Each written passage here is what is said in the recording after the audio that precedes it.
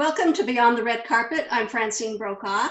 And if you have Netflix, you probably are aware of the eight-part series, Dirty John. If you haven't seen it yet, after today's interview, you definitely will want to look it up. My guests today are Deborah Newell and her daughter, Tara, about which series this Netflix series is taken from their real life. So welcome, you guys. I appreciate you coming on. Well, hi. Thank you so much for having us.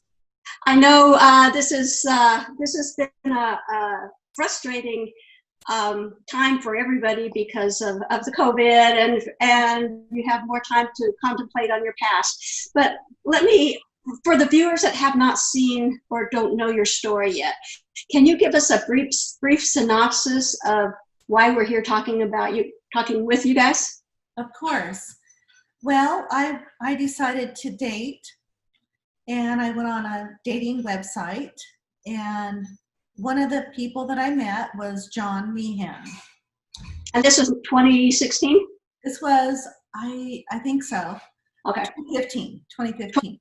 Gotcha. And so what happened was he checked off all the boxes of a great guy and family man, animal lover, successful, smart, you name it. And so I decided to go out with him. It moved very quickly. He told me everything I wanted to hear. And long story short, he was not the person that he said he was. And so I went into hiding for 7 months, and I think I hid so well that he actually went after my daughter and stabbed her, and luckily she's the one that survived. And thank you for doing everybody a favor and getting rid of this. Yeah. Yeah, no, he was definitely a bad guy, and lucky to be alive today. Yes. Yes, you are very brave too. I really commend you on that. And I watched, my husband and I watched the series in 2 days. It was that intriguing, and we couldn't really, it was hard to believe that this wasn't fiction. Right. And how realistic was the Netflix series, Dirty John, the 8-part series, to what actually happened? I think it was about 75 to 80% accurate. Yeah, like pretty accurate. Just like a lot of the things that happen may have not exactly happened like that, or there was like a few things like her trying to get him sober. That didn't really happen in real life. He was not a heroin addict that I was aware of. He did not shoot up. There were many things. It was very much, he romanced me. He, again, like I said in the beginning, he did everything right, said everything right, studied me to know what I was all about. And so the things that are a little bit different are obviously shooting up. Well, he was more into uppers, like cocaine, amphetamines, and just like, he wasn't into heroin. He was into more so uppers. Okay, and yeah, but those are like, yeah. Okay. And you, this whole relationship snowballed down the hill. It went really quickly. Yes. And you have 3 grown children? I have 4. 4 grown children. Okay. 1 son and 3 daughters. That's true. Okay. So they, in the show, their bells went off in the beginning. Like, this guy's not right. Well, that's the other thing. They show that I only have 2 daughters and 1 son is why you got that confused. Yes. Okay. But your daughters and your son in the show were just kind of, I don't know about this guy. Tara probably was the least suspicious at times. I don't think so. I wanted to meet him because I heard things from Jacqueline prior to meeting him. Yeah, I was more open. Yeah. But then when I met him, I just got bad vibes. He didn't really want to connect with me. He just wanted to do his own thing. And it was really hard to have a relationship with this person. And so I didn't care for him to begin with. also, but it's because I met him and I saw his true colors from that. And what he was doing with me is I was not seeing how he was treating my kids, because he was doing. You were unaware his hostility towards your kids. I was not seeing it because he was treating me like a queen. You know, he was doing everything right.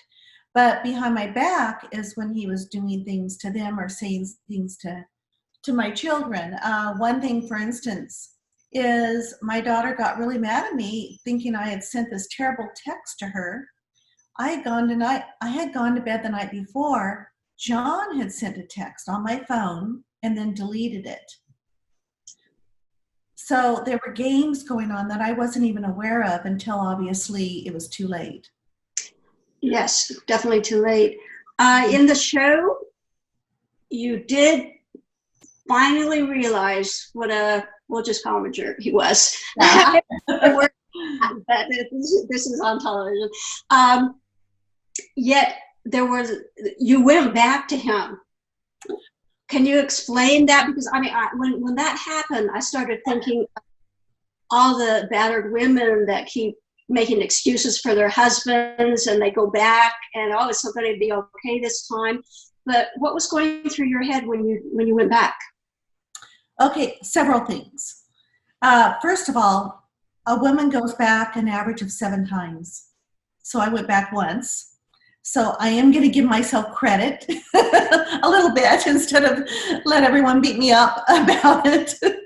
But I went back because he said that he could prove that he had been the victim. And he had MS, is what he told me. So he was sick. I had married the man, and I was all in when it came to him knowing things about my finances, my passwords. So part of it was fear. Part of it was because I had married the man. And last reason was, again, he said he could prove that everything was wrong. So I was willing to give him a chance, but at the same time, I was going to find out the truth and make my own decision. And so obviously I found out, but it took time to get out of the relationship. You really have to think it through before you just walk away. Yes, it can be very dangerous if you just. Yes. Yeah. Yeah. And you got help. Did you get help with your disconnecting from him? I did. I hired a forensic psychiatrist that actually specializes in psychopaths.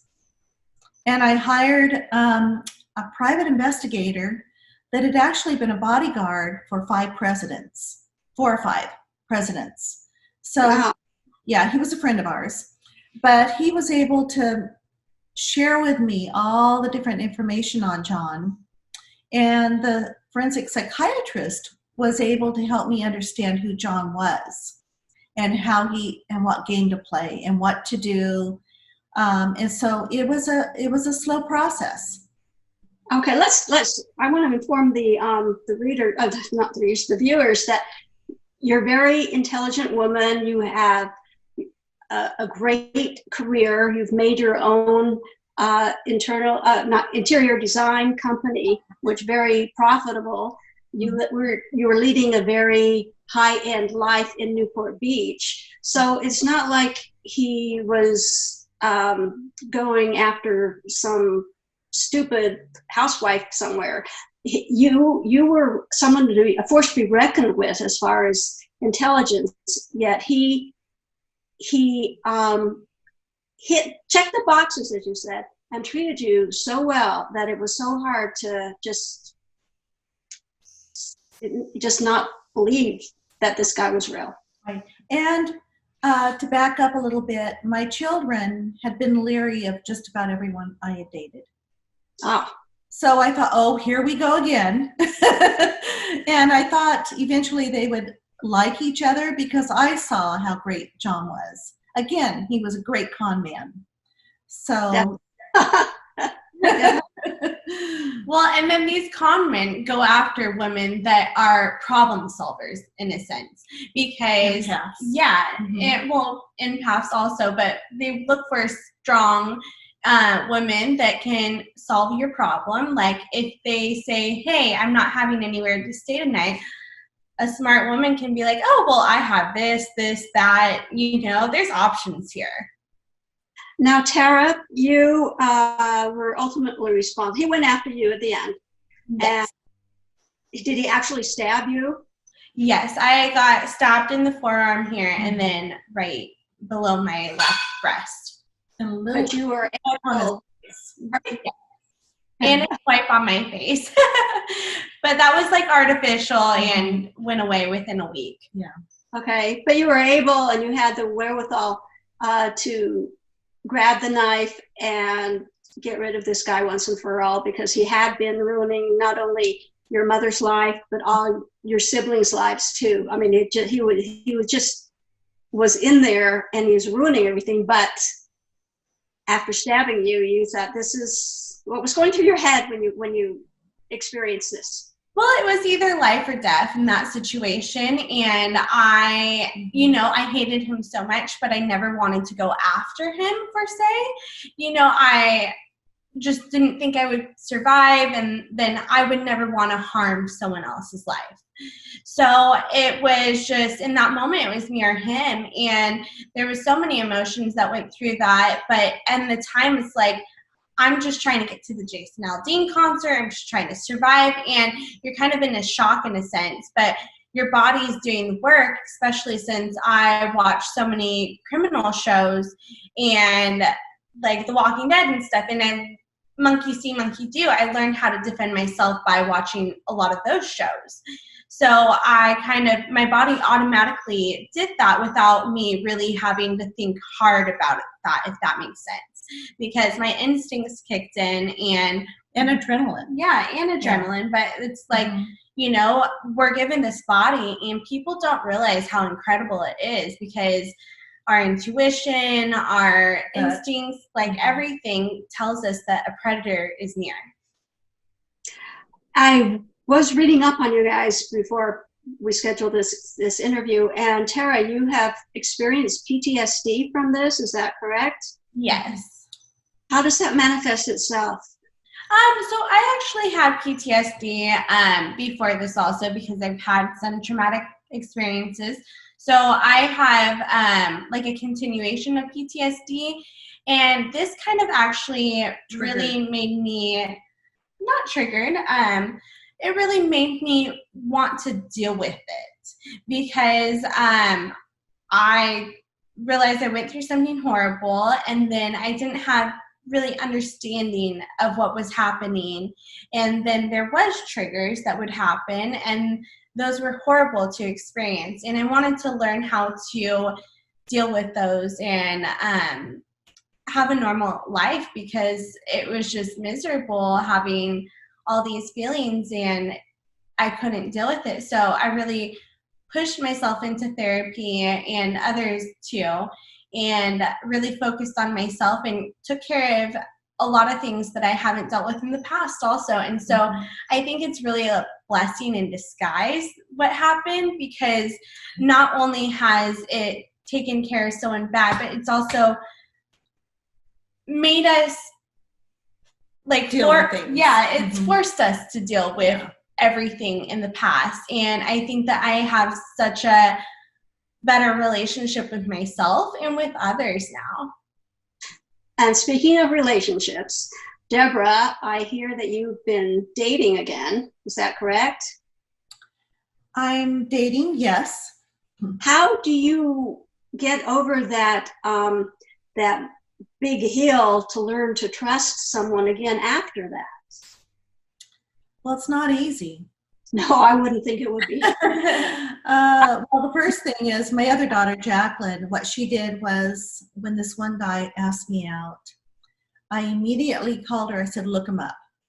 Tell me anything you know about him. So I did a background check before I even returned the phone call. Very smart. Yeah. He's a good guy. The one guy that I'm dating is a good guy, but nothing serious.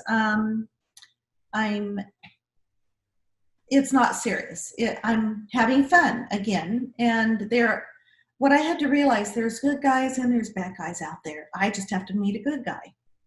Yeah. And you have to date someone for a while to get to know who they are, and to come out of a toxic relationship, you have to give that space and time to see the character flaws. And I'd given it almost 3 years before I started thinking about dating again. Yeah. And you guys have both been in therapy together or separately, or how does it?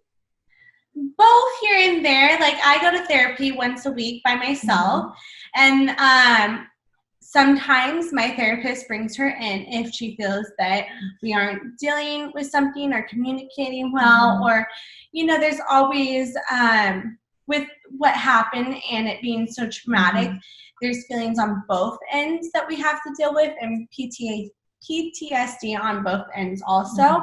And so there's just a lot to work through, and I think that we've worked through so much, but there's always more. And, you know, I feel like everyone doesn't have that perfect mother-daughter relationship. There's always, like, you know, she's gonna tell me, like, oh, I need to go put on lipstick today. And I'm gonna be irritated by that. Your other children, they don't seem to be out there talking about this experience, are they? Or do they just deal with it internally in their own ways? Well, I feel my 2 older children, it didn't impact as much. It did to a certain degree, but they're so busy with their own lives. They both have careers and families and so on, that they moved on. And then I have another daughter that's very private and just doesn't really want to be on camera or So Tara and I have become very big advocates about helping other women. Oh, great. Well, let me ask you, you have grandchildren? I have 5 fabulous grandkids. What?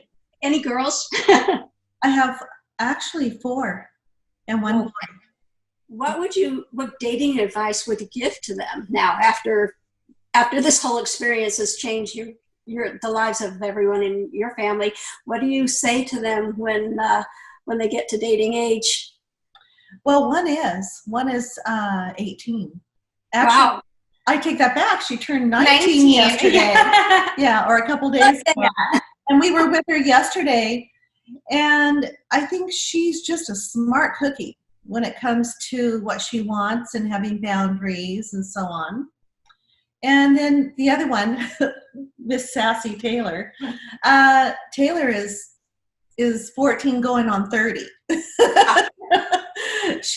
I think she's got more wisdom than most 30-year-olds. I think she gives me wisdom sometimes. I'll talk to her about situations like she's an adult, and she tells me, like, Tara, you need to just, like, say goodbye to him. Like, he's not worth your time. And I'm like, you're right, Taylor, you're right. And I think she has very healthy boundaries already before she's even starting. And I think her mom had really strong boundaries. And do all your grandkids, have they seen the show, and do they know all your stories about what happened? Or are some of them too young yet? A couple are too young, but 3 of them have seen my story with their parents. Okay. Because they did have questions, and the parents wanted to be there to be able to answer them and talk what happened really, and so on and so forth. You still have your design studio in Newport Beach?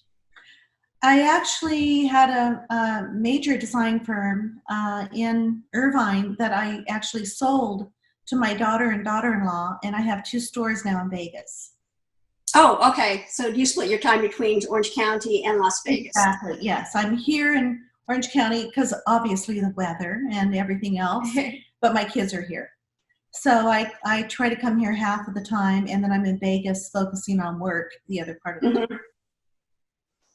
Well, it looked like on the show that Connie Britton, I can see that there is a resemblance there. Do you think she did a great job portraying you, or was there somebody else that you might have thought would be better?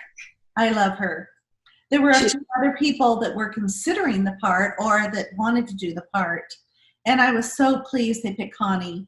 And Connie and I became friends through it all. She wanted to know who I was, so she could play the part better. And she's a wonderful human being. In fact, we're supposed to be getting together once we're out of quarantine. Oh, so we became friends through it all. Were you on set at all during the taping of the show? Well, we went, yes.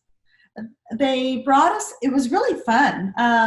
They took us to Universal Studios to see the setting as far as to see like the stage that they built the penthouse on. Mm-hmm. Yeah. And that was built now. And this was called the first screening before anyone else. And I think it was Jacqueline, Tara, and I, and we laughed so hard at some of the parts going, that's not me. Jacqueline is really, actually she's not, how do I put it? She's not as mean as they have her portrayed. She's a strong personality, but she's not rude. Yeah. Yeah. And she could be as sweet as can be. So they did not portray her that well, as far as who I think she is. Mm-hmm. And we laughed about it. But it wasn't traumatic for you to see all this unfolding in front of you again? It was very surreal. Yeah. It was my life. So to have it on big screen was a little nerve-wracking, number one. Number two, all I kept hoping is that people would get the point and learn from it and either get out of an abusive relationship or learn the red flags. So, yes. Yeah, so that was very important to me. Yeah. And that's what you're doing now with your life. Besides your store and your business, you are trying to spread the word to be on the lookout and of these predators and get out if you feel like you are in a toxic relationship. Yes. In fact, before I even spoke to the first reporter, Chris Goffard, I really had to think about whether I really wanted to share my story. And I remember talking to my mom about it. And I said, Mom, what should I do? I know that if I talk, my whole life is going to be on display. I'm going to be criticized, judged, so on and so forth. And I thought, you know what? I know who I am. And I know what I'm trying to do. I'm trying to help women. And I have no problem getting the criticism because it's just life. And as far as I'm concerned, I have women every day, even to this day, that reach out. I had one yesterday that just said, thank you. Watching your series, at the end of it, I left my boyfriend of 7 years. And she said, you gave me the courage. And I have a lot of women that just say, you gave us a voice. We were so humiliated or embarrassed or whatever it may be. Thank you for having a voice for us. Well, it is a difficult situation when you're in a relationship where you think everything's okay, but then something is not right, and do you stay, do you go, what happens? And I commend you both. You're both very strong women, and I'm really glad that you came on the show. Hopefully we'll be able to share a little clip of that Netflix show when this episode airs, but this is an Orange County station, so you probably are familiar with a lot of people that will be viewing this, because we're in Laguna, and so I appreciate you coming on, and thank you for sharing your story with the world. Hopefully it's a wake-up call to so many women out there. And like I said, I've said this in the past, if you want a fairy tale, you go to Disney, because it's not real life. Right. Yeah. Right. Well, thank you for having us. We really appreciate it. You guys were a pleasure. I appreciate it. And for the viewers, I will see you next time on Beyond the Red Carpet.